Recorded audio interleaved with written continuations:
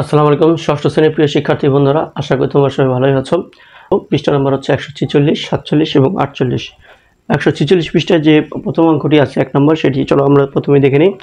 1 নম্বর অঙ্কটি হচ্ছে নিচে চিত্রে দেখানো পেন্সিলের দৈর্ঘ্য কত।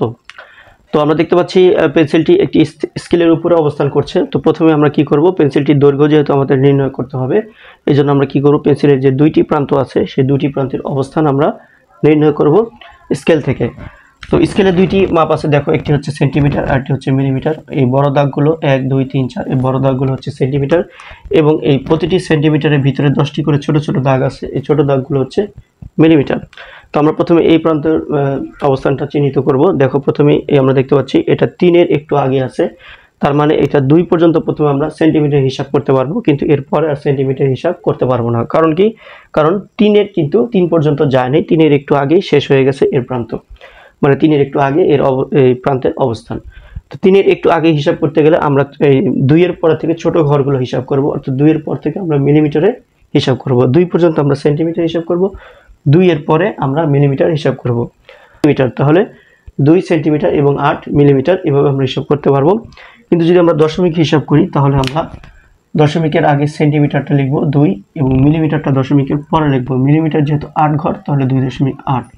ঠিক আছে, যেহেতু আমরা দশমিক হিসাব করছি, তাহলে আমরা লিখব 2.8 সেন্টিমিটার। যে কারণ কি, মিলিমিটারটাকে আমরা দশমিকে নিয়ে গেছি, এই জন্য আমরা বড় যে আমাদের একক সেন্টিমিটার সেটা আমরা লিখব। আর যদি আমরা ভেঙে ভেঙে লিখি, তাহলে আমরা এভাবে ভেঙে ভেঙে লিখতে পারবো 2 সেন্টিমিটার, সিএম মানে সেন্টিমিটার, আর 8 মিলিমিটার, এভাবে আমরা ভেঙে ভেঙে লিখতে পারবো। আর যদি দশমিক আকারে লিখি 2.8, তাহলে আমাদের এই বড় একক সেন্টিমিটারটা আমাদের, যদি 2.8 লিখি তাহলে সেন্টিমিটার লিখতে হবে বড় এককটা। ঠিক আছে, তাহলে এখানে আমরা লিখব 2.8 সেন্টিমিটার।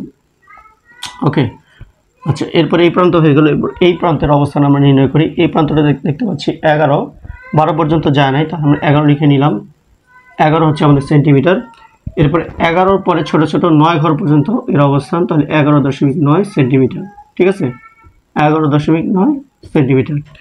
এখন আমরা পেন্সিলের দৈর্ঘ্যটা আমরা হিসাব করে ফেলি। অতএব পেন্সিলের দৈর্ঘ্য আমরা বড় সংখ্যা থেকে ছোট সংখ্যাটা বিয়োগ করে দেব। বড় সংখ্যা কি? 11.9 বিয়োগ 2.8। 9 থেকে 8 গেলে 1, এর আগে হচ্ছে দশমিক দিয়ে নিলাম। 11 থেকে 2 বিয়োগ করলে 9, তাহলে আমরা পাচ্ছি 9.1 সেন্টিমিটার। ঠিক আছে, এটা কি? এটা হচ্ছে পেন্সিলের দৈর্ঘ্য। এখানে কিন্তু আমাদের অ্যান্সারটা হয়ে গেল 1 নম্বরের। ওটি দেখো, এখানে বলা হয়েছে চিত্রে গিটারটির দৈর্ঘ্য কত মিটার। ঠিক আছে, আমরা দেখতে পাচ্ছি যে গিটারটি একটি স্কেলের উপর অবস্থান করছে, এবং স্কেলটির যে একক আছে সেটি হচ্ছে সেন্টিমিটারে। এখানে স্কেল 0, 10, 20 এবং 150 পর্যন্ত যে দাগ কাটা আছে সেগুলো সেন্টিমিটারে। ঠিক আছে, তো আমাদের কি করতে হবে, মিটারে গিটারটির দৈর্ঘ্য কত মিটার এটা আমাদের নির্ণয় করতে হবে। তো প্রথমে আমরা কি করব, গিটারের যে 2 প্রান্ত আছে সেটা আমরা স্কেলের উপর অবস্থানটা নির্ণয় করে ফেলবো, গিটারের যে অবস্থানটা। ঠিক আছে, তো এই 2 প্রান্ত আমরা অবস্থানটা প্রথমে নির্ণয় করি। তো প্রথম যে প্রান্ত, এটা দেখো, আমরা এই প্রান্তটা আগে করি। দেখো, এখানে আছে 0 বরাবর আছে গিটারটি, তাহলে কিন্তু এই প্রান্তে 0 সেন্টিমিটার, এই প্রান্তে 0 সেন্টিমিটার, আর এই প্রান্তে দেখো বরাবর 70-এ কিন্তু অবস্থান করছে। ঠিক আছে, যেহেতু স্কেলটি সেন্টিমিটারে, তাহলে এটার অবস্থানটা হবে 70 সেন্টিমিটার, 70 সেন্টিমিটার। ঠিক আছে, এখন আমরা এই গিটারটির দৈর্ঘ্য কত মিটার সেটা আমরা নির্ণয় করব। তো আমরা লিখব অতএব গিটারটির দৈর্ঘ্য। ঠিক আছে, গিটারটির দৈর্ঘ্য আমরা কি করব, আমরা দেখতে পাচ্ছি যে গিটারটি 0 থেকে 70 পর্যন্ত এর অবস্থান, তাহলে 70 সেন্টিমিটার। ঠিক আছে, 70 সেন্টিমিটার। তো আমাদের নির্ণয় করতে হবে মিটারে। তো আমরা কি করব, এই 70-কে আমরা 100 দিয়ে ভাগ দিয়ে দিব, তাহলে কিন্তু আমরা যেটা পাবো সেটা হবে মিটার। 100 দিয়ে ভাগ দিলে 70-কে আমরা পাবো 0.70। এখন যেহেতু আমরা 100 দিয়ে ভাগ করেছি, তাহলে এটা আর সেন্টিমিটার না, এটা এখন হয়ে গেছে মিটার। ঠিক আছে, এটা হচ্ছে আমাদের 2 এর অ্যান্সার। অঙ্কটা করব, অর্থাৎ 3 নম্বর অঙ্কটি, পেজ নাম্বার হচ্ছে 146।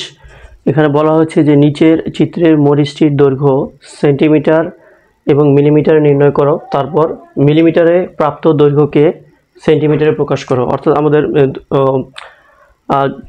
যে দৈর্ঘ্যটা আমরা নির্ণয় করব তার ভিতরে আমরা যদি মিলিমিটারে কোনো ফলাফল পাই সেটাকে আবার সেন্টিমিটারে প্রকাশ করতে হবে।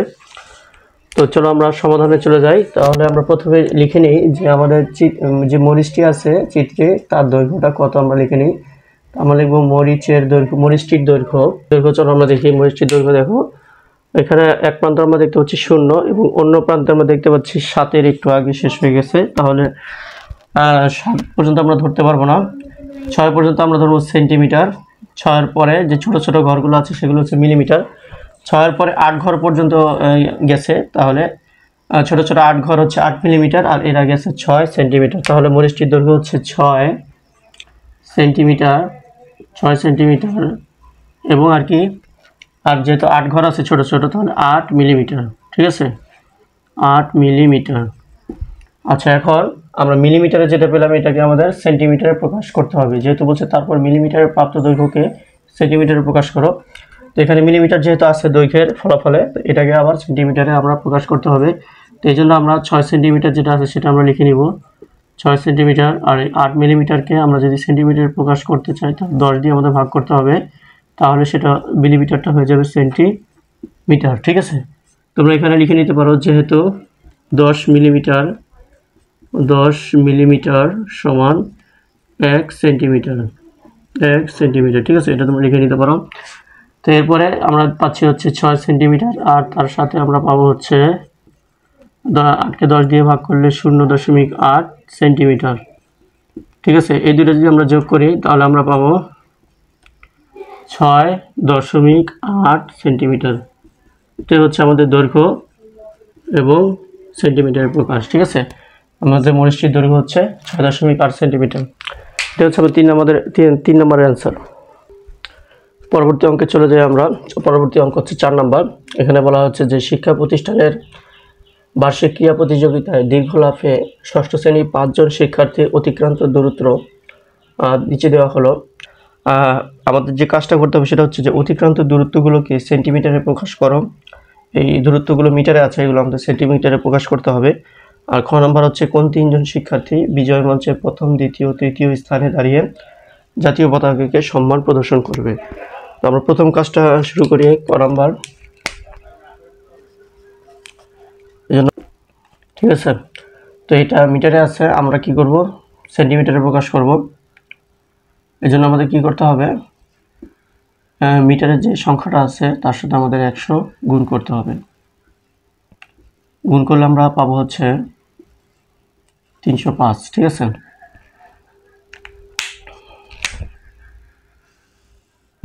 এরপরের সংখ্যাটা হচ্ছে 4.05 মিটার। এটাকে আমরা 100 দিয়ে গুণ করব, তাহলে সেন্টিমিটার হয়ে যাবে। 100 দিয়ে গুণ করলে আমরা পাবো 405। ঠিক আছে, তোমরা এখানে সেন্টিমিটার লিখে নিবে। তারপরে হচ্ছে 4.50, এর সাথে আমরা 100 গুণ করলে আমরা পাবো 450 সেন্টিমিটার। এরপর হচ্ছে 3.80, সাথে 100 গুণ করলে আমরা পাবো 380 সেন্টিমিটার। এরপর হচ্ছে 3.08, এর সাথে যদি আমরা 100 গুণ করি তাহলে আমরা পাবো 308 সেন্টিমিটার। এখন সেন্টিমিটারে প্রকাশ করা হয়ে গেল, অর্থাৎ ক নম্বর অ্যান্সার হয়ে গেল।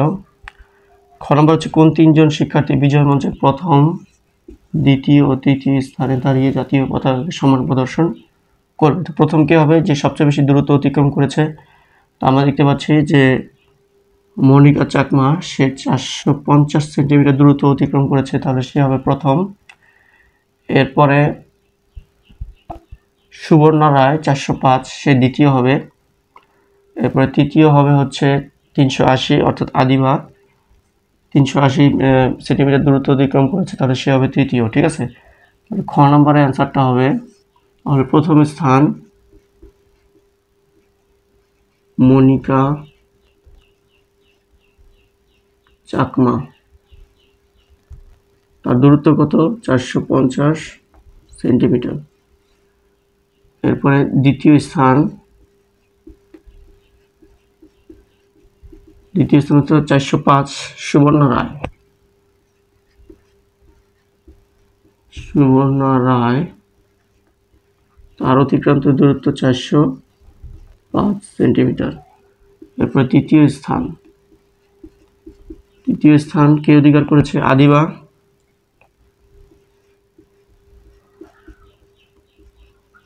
তার অতিক্রান্ত দূরত্ব 380 সেন্টিমিটার। এটা হচ্ছে আমাদের ক্ষয়ের অ্যান্সার। পরবর্তী অঙ্কে চলে যায়। অঙ্ক নাম্বার হচ্ছে 5, পেজ নাম্বার হচ্ছে 147। তো এখানে বলা হচ্ছে নিচের কোন লাইনটি বড় অনুমান করো। এই লাইন দুটির ভিতরে কোন লাইনটি বড় এটা আমাদের অনুমান করতে হবে, প্রথম প্রশ্ন। এরপরে প্রশ্ন হচ্ছে এবার ক ও খ লাইন দুটি সেন্টিমিটারে মেপে তোমার অনুমান যাচাই করো। ঠিক আছে, তো চলো আমরা প্রথম অংশটা অর্থাৎ এই অংশটার উত্তর করি আগে। নিচের কোন লাইনটি বড় অনুমান করো। তো আমার মনে হচ্ছে যেটা প্রথম ক লাইনটি আনুমানিকভাবে বড়। ঠিক আছে, তাহলে আমরা লিখব যে ক লাইনটি বড়, কটি বড়, কিন্তু এটা কিন্তু আমরা মাপি না, আনুমানিকভাবে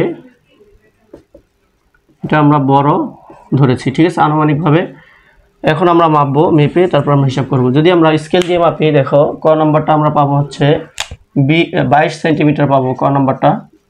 ঠিক আছে, আর খ নাম্বারটা পাবো 20 সেন্টিমিটার। ঠিক আছে, তাহলে আমরা দেখতে পাচ্ছি ক বড়, যেহেতু ক 22, তাহলে আমরা এখানে লিখব ক লাইনটির দৈর্ঘ্য কত পেলাম? 22 সেন্টিমিটার। আচ্ছা, 3 নাম্বার লিখব খ লাইনটির দৈর্ঘ্য কত পেয়েছি? 20। তাহলে আমরা লিখব খ লাইনটির দৈর্ঘ্য কত পেয়েছি? 20 সেন্টিমিটার। তাহলে বড় কোনটা বলো তো? 20-এর থেকে 22 বড়। তাহলে আমরা লিখবো, এখানে আমরা লিখতে পারি অতএব ক লাইনটি বড়, ক লাইনটি বড়। ঠিক আছে, এটাই হচ্ছে আমাদের অ্যান্সার।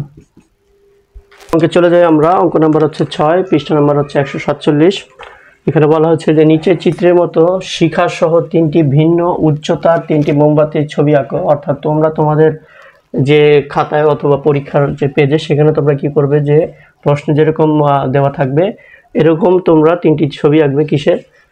3টি ভিন্ন উচ্চতার 3টি মোমবাতির ছবি আঁকো, এরকম ছবি আঁকবে। এরপরে তোমার আঁকা ছবি 3টি মেপে, অর্থাৎ তুমি যে ছবি 3টি আঁকবে মোমবাতির, সেগুলো তুমি মাপবে এবং নিচের ছক পূরণ করবে। ঠিক আছে, নিচের ছক পূরণ করো, মেপে যে তুমি দৈর্ঘ্যটা পাবে সেটা তুমি এই ছকের মধ্যে পূরণ করবে। ঠিক আছে, যাই হোক, আমি যে চিত্রগুলো এঁকেছি সেগুলো এখন আমি মাপবো, মেপে তারপরে ছকে পূরণ করব। তো আমাদের এখানে দেখো, এই ঘরগুলো দেখো। প্রথম ঘর হচ্ছে যার দৈর্ঘ্য মাপতে হবে মোমবাতি 1, মোমবাতি শুধু 1 না, মোমবাতি 1-এর উপর যে শিখাটা আছে, আগুনটা আছে, সেটার উচ্চতা আমাদের মাপতে হবে। মোমবাতি 1 শিখা 1, এরপর দেখো মোমবাতি 2 শিখা 2, এরপর হচ্ছে মোমবাতি 3 শিখা হচ্ছে 3। তো আমরা কাজ করি, এখানে 1 2 3 আমরা লিখে দিতে পারি 1 2 3। এটা হচ্ছে শিখা 1, এটা হচ্ছে শিখা 2, এটা হচ্ছে শিখা 3। ঠিক আছে, যাই হোক, প্রথমে আমাদের যে ঘরের কাজ করতে হবে সেটা হচ্ছে আনুমানিক দৈর্ঘ্য। এগুলোকে আমাদের দেখে আনুমানিক একটা দৈর্ঘ্য এখানে বসাতে হবে। তো আমরা দেখেই বোঝা যাচ্ছে এটা 6 ইঞ্চি, যদিও আমাদের ইঞ্চিটি হিসাব না। 6 ইঞ্চি মানে হচ্ছে তোমার 15 সেন্টিমিটার, সহজে একটা হিসাব। তো আমরা সেন্টিমিটার লিখবো। ঠিক আছে, তো আমরা এখানে লিখলাম 15 সেন্টিমিটার লিখলাম। আচ্ছা, শিখাটা দেখো, শিখাটা হচ্ছে আনুমানিক 5 সেন্টিমিটার। ঠিক আছে, তাহলে এখানে লিখলাম 5 সেন্টিমিটার। এরপর দেখো 2 নম্বর যে মোমবাতি, এটা 15, তো এটা ধরলাম 10 সেন্টিমিটার। এটা আনুমানিক, পরে কিন্তু আমরা মাপবো। আচ্ছা, এটা শিখাটা কিন্তু এটা সমানই দেখতে। তাহলে এটা যেহেতু 1 নম্বর শিখা 5 সেন্টিমিটার দিয়েছি, তাহলে 2 নম্বর শিখাও 5 সেন্টিমিটার দিয়ে দিলাম। 3 নম্বর দেখো, 3 নম্বর মোমবাতিটা, প্রথম মোমবাতি হচ্ছে 15, দ্বিতীয় হচ্ছে 10, তো তৃতীয়টা আমরা দেখতে পাচ্ছি তার থেকে 3 গুণ কম, তো আমরা 5 দিয়ে দিলাম। যদিও 5-এর থেকে একটু বড়, তাহলে আমরা 7 দিয়ে দিতে পারি। আমরা 7 দিয়ে দিলাম, 7 সেন্টিমিটার। আচ্ছা, শিখাটা আমরা দেখতে পাচ্ছি, শিখাটা এই 1 নম্বর এবং 2 নম্বর শিখা থেকে একটু ছোট, তাহলে একটু কমিয়ে দিই, 1 কমিয়ে দিই, তাহলে 5 থেকে 1 কম হলে আমরা 4 লিখতে পারি, 4 সেন্টিমিটার। এখন আমরা অ্যাকুরেট অর্থাৎ মেপে দৈর্ঘ্য এবং দৈর্ঘ্যটা মাপবো, সেন্টিমিটার এবং মিলিমিটার থাকলে মিলিমিটারও লিখবো, ঠিক আছে। এই ঘরটা আমরা পূরণ করব। তো আমরা যদি স্কেল দিয়ে মাপি, দেখো এখানে 15 মিটার আমরা আনুমানিক ধরেছি, তো এখান থেকে একটু কম আসবে, 14 আসবে, তো আমরা এখানে 14 সেন্টিমিটার দিয়ে দিতে পারি, 14 সেন্টিমিটার। তোমরা কিন্তু মেপে নিবে স্কেল দিয়ে, 14 সেন্টিমিটার 5 মিলিমিটার, ঠিক আছে, এরকম আসবে হিসাবটা। আচ্ছা, শিখাটা আসবে একটু কম, তো শিখাটা আমরা দিয়ে দিতে পারবো 4 সেন্টিমিটার, শিখাটা আমরা দিয়ে দেবো 4 সেন্টিমিটার, 0 মিলিমিটার, 0 মিলিমিটার। এরপরে যেটা আমরা 2 নম্বরটা আমরা আনুমানিক ধরেছি 10, তো এখান থেকে যদি স্কেলে মাপ 1 কম আসবে, 9 আসবে, তাহলে আমরা দিয়ে দেবো 9 সেন্টিমিটার আর 5 মিলিমিটার, এরকম ফলাফল আসবে। আচ্ছা, এরপরে দেখো শিখাটা 2 নম্বরের শিখা কিন্তু এই 1 নম্বরের মতোই, অর্থাৎ 4 সেন্টিমিটার, 0 মিলিমিটার, যেহেতু মিলিমিটারে আসে নাই। 3 নম্বরটা যদি আমরা স্কেল দিয়ে মাপি, অর্থাৎ আনুমানিক আমরা ধরেছিলাম 7, 1 কম আসবে, 6 সেন্টিমিটার আসবে এবং 5 মিলিমিটার, ঠিক আছে, এরকম ফলাফল আসবে যদি আমরা স্কেল দিয়ে মাপি। শিখাটা আমরা আনুমানিক পেয়েছিলাম 4, তো এখানে আমরা কিছু কম পাবো, যদি স্কেল দিয়ে মাপি 3 সেন্টিমিটার পাবো আমরা লিখলাম 3 সেন্টিমিটার, 0 মিলিমিটার, ঠিক আছে। এখন এর পরের ঘরটা আমাদের এটাকে সেন্টিমিটারে নিয়ে আসতে হবে। সেন্টিমিটারে নিয়ে আসতে গেলে আমরা কি করব, এই সেন্টিমিটারটাকে 14 সেন্টিমিটার দশমিকের আগে লিখব, আর মিলিমিটারটাকে আমরা দশমিকের পরে লিখব, 14.5 সেন্টিমিটার। এই হয়ে গেল সেন্টিমিটারের প্রকাশ। এরপর দেখো 4 সেন্টিমিটার, 0 মিলিমিটার, তাহলে 4 দশমিকের আগে দশমিকের পরে, যেহেতু 0 তাহলে 0 দিয়ে দিলাম, 0 সেন্টিমিটার। এরপরে দেখো 9 সেন্টিমিটার, তাহলে দশমিকের আগে 9, এরপরে দশমিক, এরপর আছে 5 মিলিমিটার, 5 মিলিমিটার 5টা আমরা দশমিকের পরে লিখব, তাহলে আমরা একক দিয়ে দেব সেন্টিমিটার। এরপর আছে 4 সেন্টিমিটার, 0 মিলিমিটার, আমরা দশমিকের আগে 4 দিব, দশমিকের পরে 0, যেহেতু 0 সেন্টিমিটার। এরপরে 6 সেন্টিমিটার, 5 মিলিমিটার, দশমিকের আগে 6 দিয়ে দিব সেন্টিমিটার, আর মিলিমিটার 5কে আমরা দশমিকের পরে দিব, তাহলে এখানে আমরা লিখতে পারবো সেন্টিমিটার। এরপর 3 সেন্টিমিটার, 0 মিলিমিটার, তাহলে দশমিকের আগে 3, দশমিকের পরে 0, একক সেন্টিমিটার। এই হলো আমাদের সমাধান। পরবর্তী অঙ্কে চলে যাই আমরা। অঙ্ক নাম্বার হচ্ছে 7, পেজ নাম্বার হচ্ছে 147 পৃষ্ঠা। তো এখানে বলা হয়েছে যে সেন্টিমিটার বা ইঞ্চি স্কেল দ্বারা একটি মার্বেলের ব্যাস সেন্টিমিটার ও ইঞ্চিতে পরিমাপ করো, ঠিক আছে। তো আমরা আমাদের যে উপকরণগুলো লাগবে সেটা আমরা লিখে ফেলি, অর্থাৎ মার্বেলের ব্যাস নির্ণয় করতে গেলে মার্বেলের ব্যাস নির্ণয় পরিমাপ করো, অর্থাৎ মার্বেলের ব্যাস পরিমাপ করার জন্য যে উপকরণগুলো দরকার সেগুলো আমরা আগে লিখব। তাহলে আমরা এভাবে শুরু করব যে মার্বেলের ব্যাস পরিমাপ করার জন্য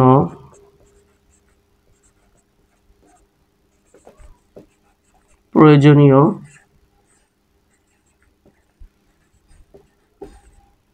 উপকরণ সমূহ কি কি লাগবে। 1 নম্বর একটি মার্বেল লাগবে,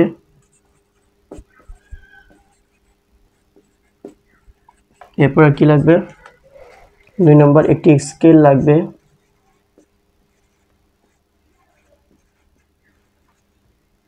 আর কি লাগবে, 3 নম্বর একটি কলম, আর একটি খাতা লাগবে, ঠিক আছে, একটি খাতা। এরপর মার্বেলের ব্যাস পরিমাপের যে ধাপগুলো সেগুলো লিখব। আমরা লিখব মার্বেলের ব্যাস পরিমাপের ধাপ সমূহ। 1 নম্বর ধাপ কি, একটি মার্বেল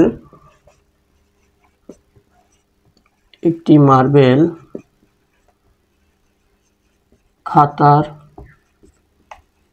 উপরে রাখি,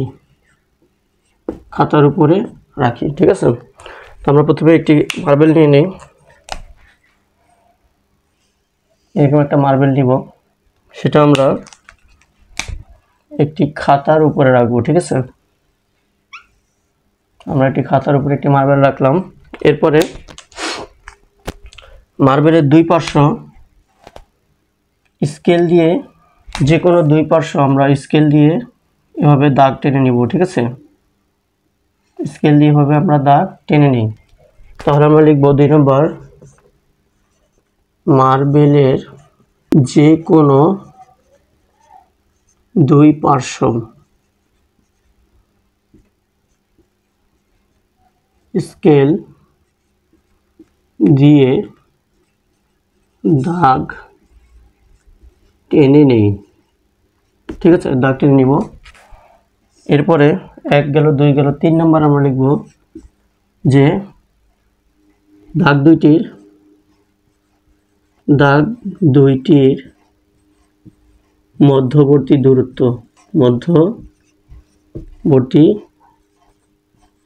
দূরত্ব স্কেল দিয়ে মেপে নেই, ঠিক আছে। মানে মধ্যবর্তী দূরত্ব আমরা স্কেল দিয়ে যদি মাপি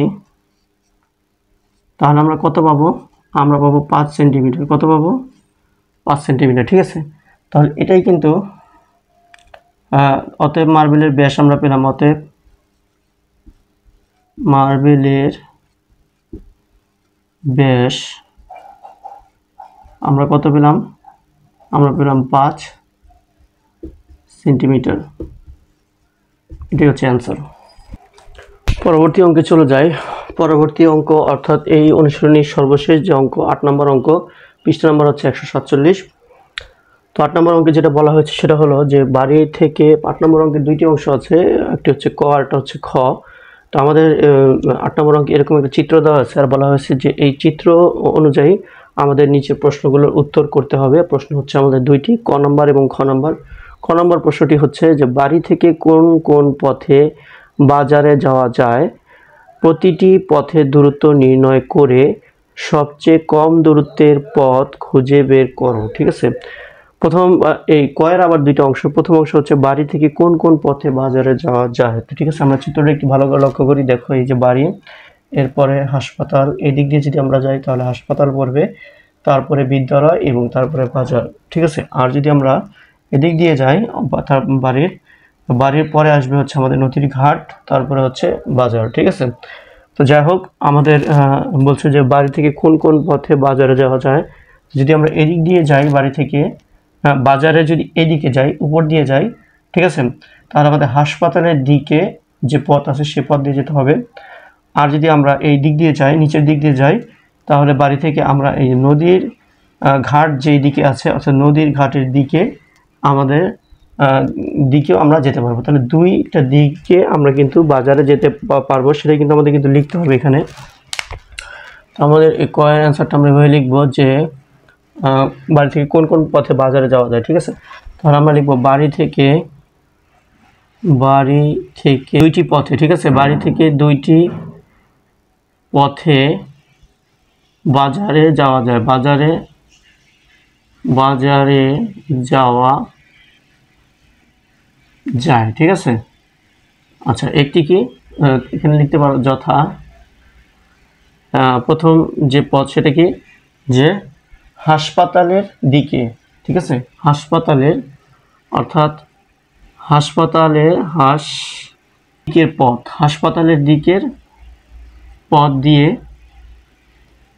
1 নম্বর। আর 2 নম্বর হচ্ছে এই নদীর ঘাটের দিকে যে পথটা আছে সেদিক দিয়ে আমরা যেতে পারবো। তাহলে আমরা লিখবো, ঠিক আছে।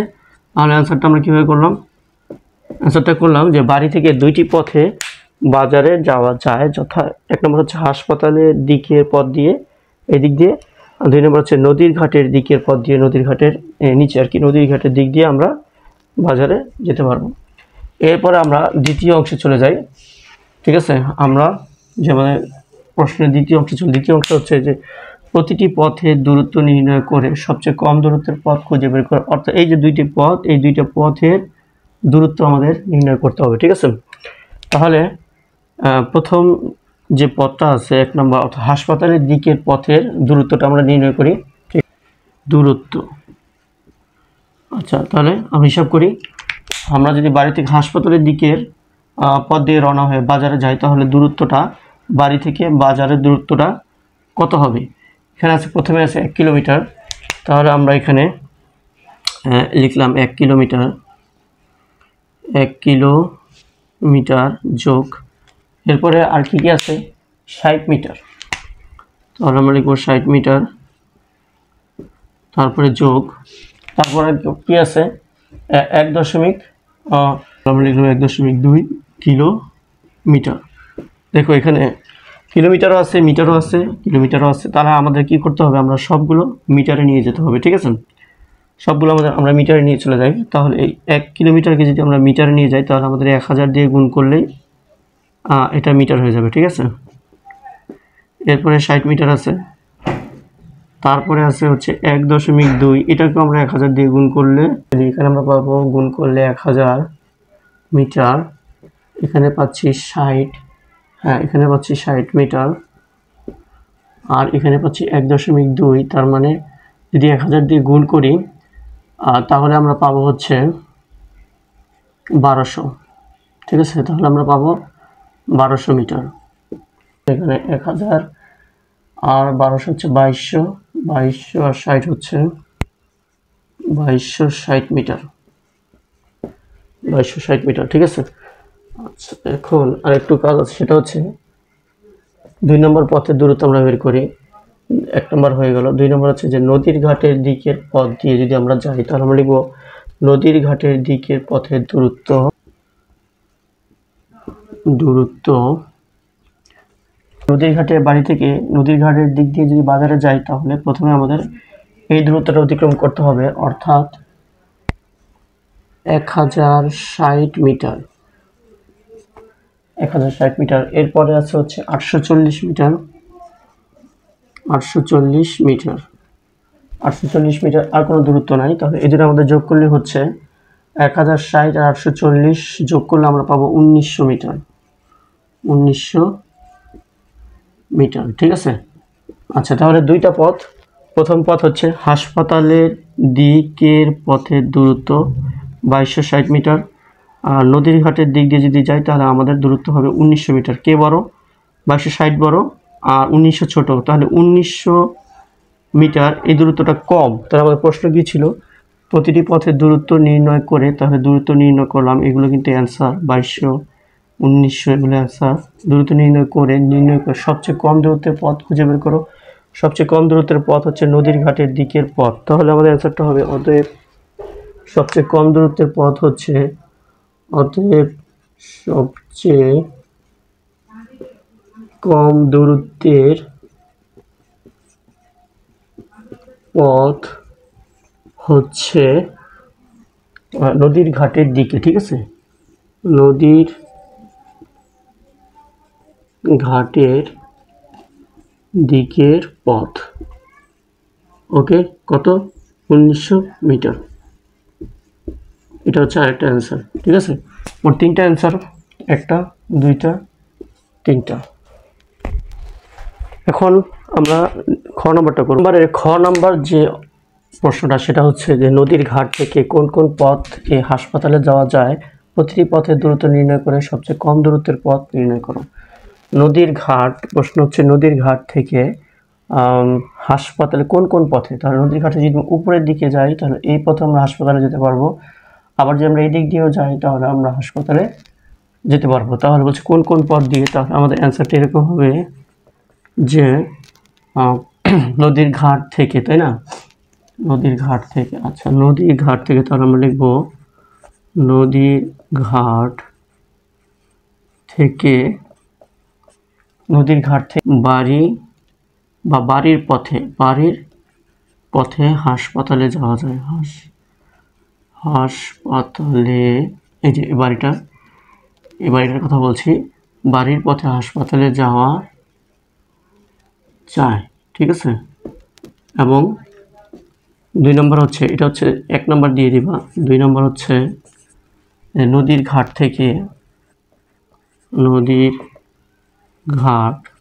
থেকে আর কোন পথে, বাড়ির পথ ছাড়া বাজারের পথে, ঠিক আছে, বাজার হয়ে, তাহলে আমরা লিখব বাজারের পথে হাসপাতালে যাওয়া যায়। এরপরে প্রশ্ন হচ্ছে প্রতিটি পথের দূরত্ব নির্ণয় করে সবচেয়ে কম দূরত্বের পথ নির্ণয় করো। তাহলে আমরা 1 নম্বর পথের দূরত্ব নির্ণয় করি, অর্থাৎ নদীর ঘাট থেকে বাড়ির পথে হাসপাতালে যাওয়ার দূরত্ব, ঠিক আছে।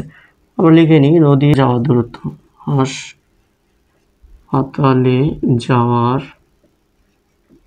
দূরত্ব, ঠিক আছে, হাসপাতালে যাওয়ার দূরত্ব। তাহলে আমাদের এটা যোগ করতে হবে 1060 মিটার, এর সাথে যোগ করতে হবে এই 1 কিলোমিটার, 1 কিলোমিটার, আর কোনো দূরত্ব নাই এখানে, ঠিক আছে। তাহলে এটা দেওয়াই আছে 1060 মিটার। এই 1 কিলোমিটারকে যদি আমরা মিটার করি তাহলে 1 কিলোমিটার মানে 1000 মিটার, যোগ করলে আমরা কত পাচ্ছি, 1060 মানে 2060 মিটার, 2060 মিটার। এটা হচ্ছে আমাদের একটা অ্যান্সার, ঠিক আছে। কারণ প্রতিটি পথের দূরত্ব নির্ণয় করতে হবে, তাহলে প্রথমটার দূরত্ব নির্ণয় করলাম।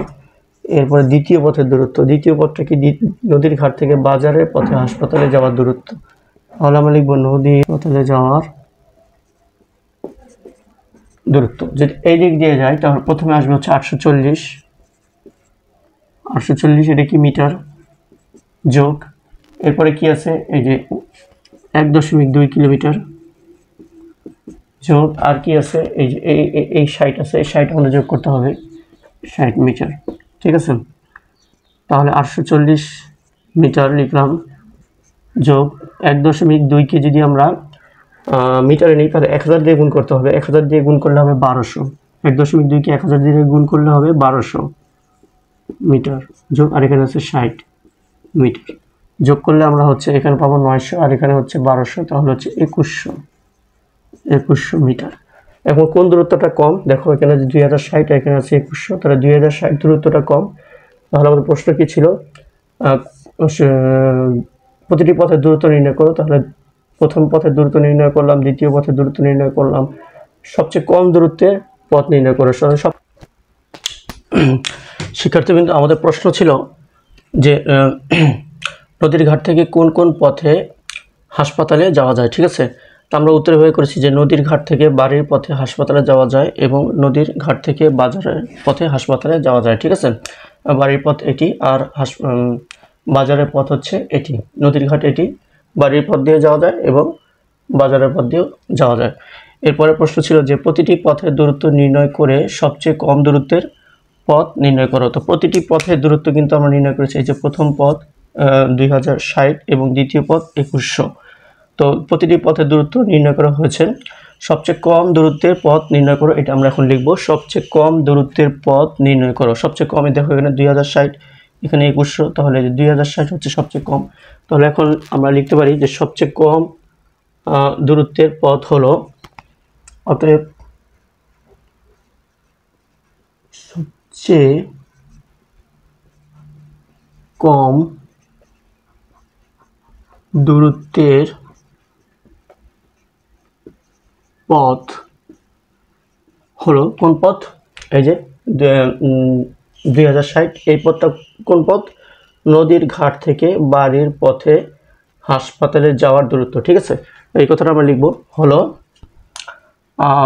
দূরত্বের পথ হলো, এটা আমরা লিখে নিতে পারি 2060 মিটার, 2060 মিটার, এটা ব্র্যাকেটে রাখলাম। সেটা কি, সেটা হচ্ছে নদীর ঘাট থেকে বাড়ির পথে, তো আমরা লিখব নদীর ঘাট থেকে বাড়ির পথে হাসপাতালে যাওয়ার দূরত্ব, ঠিক আছে, হাসপাতালে যাওয়ার দূরত্ব। যাওয়ার দূরত্ব। এখানে আমাদের অ্যান্সারটা কমপ্লিট হয়ে যাচ্ছে।